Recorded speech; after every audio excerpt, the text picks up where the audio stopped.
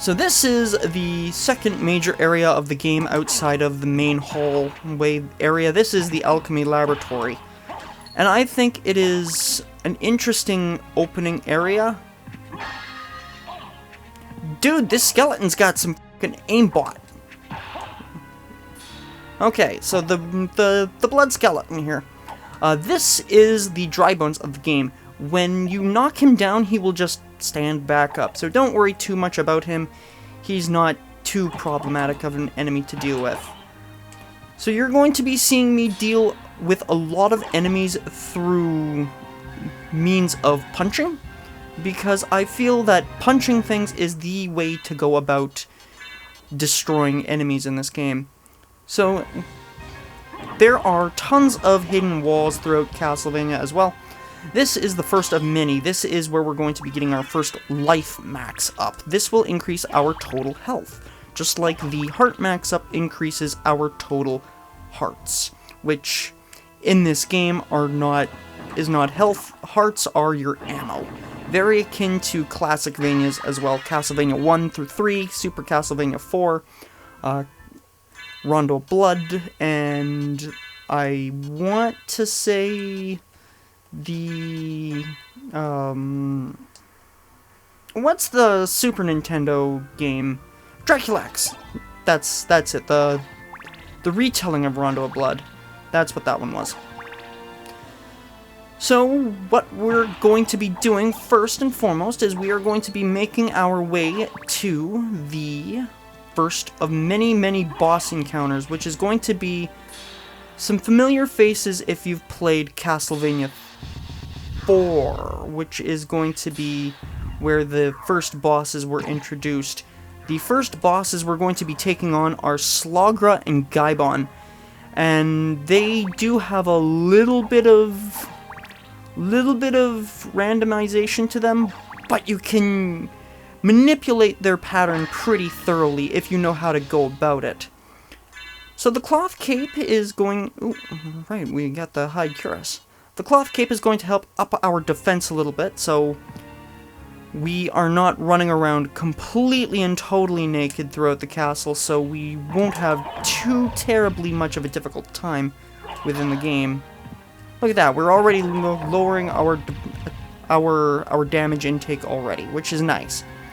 Like I said early on, I don't really recall the intended route that the developers want gamers to take.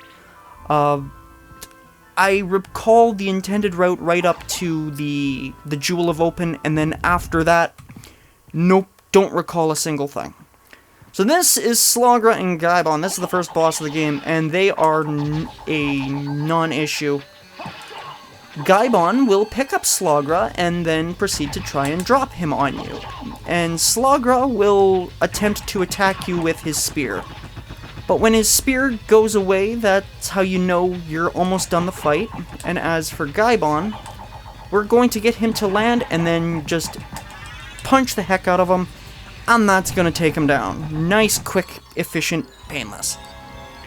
And defeating them will get us a life max up, and progression on to the next part of the game.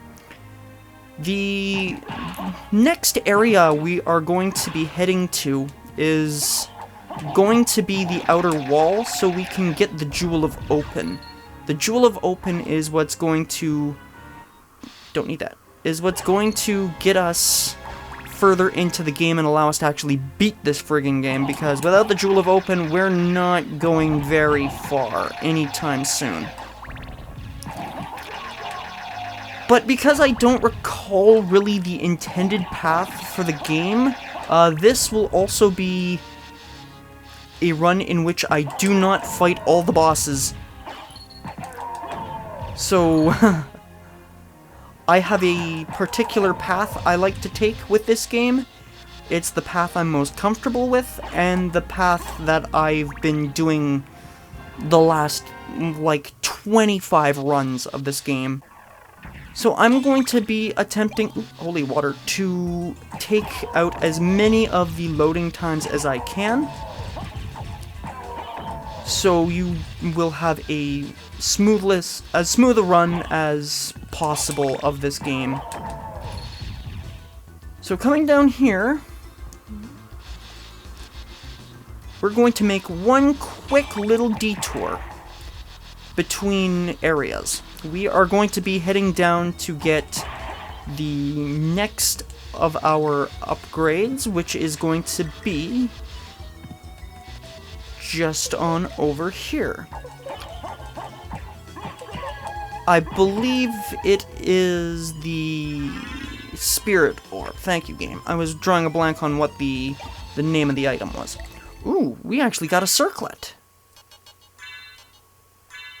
It does up in our intelligence, so our magic attacks are going to do a little bit more damage, but between all the magic attacks that Alucard has, the one I'm going to be using the most is going to be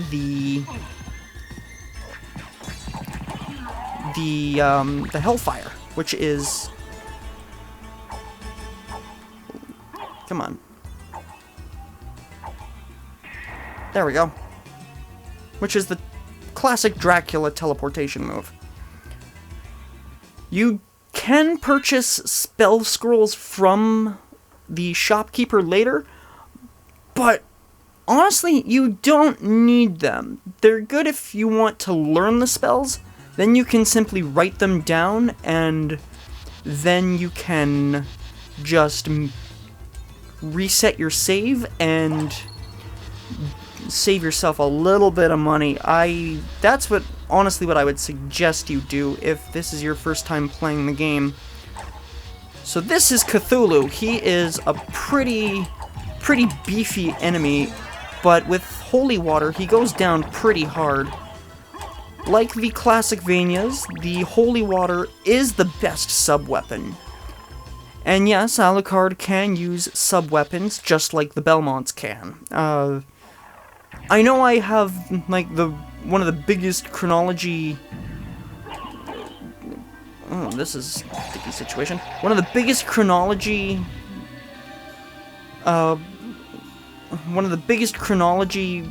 What's the word I'm looking for?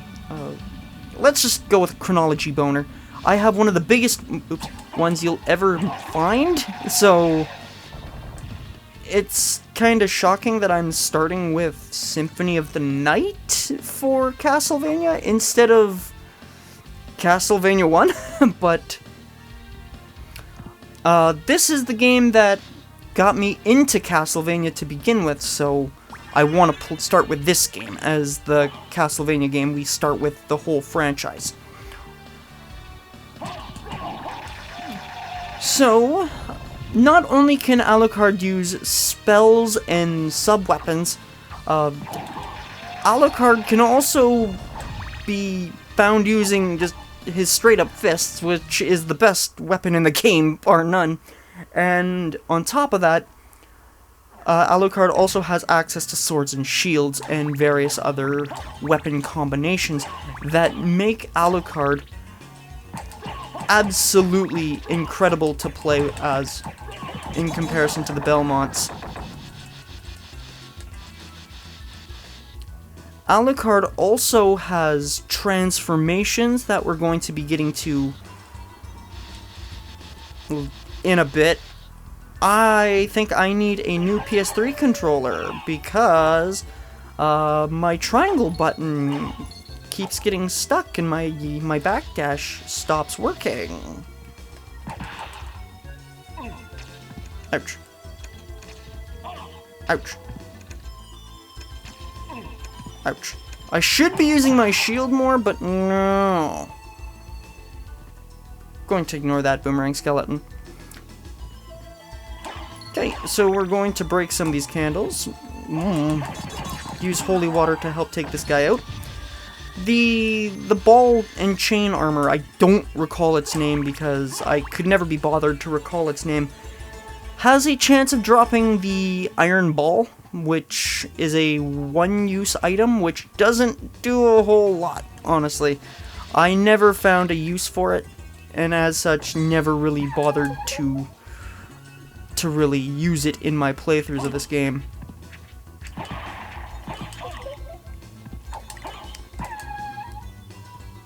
I'm in kind of a hairy situation here.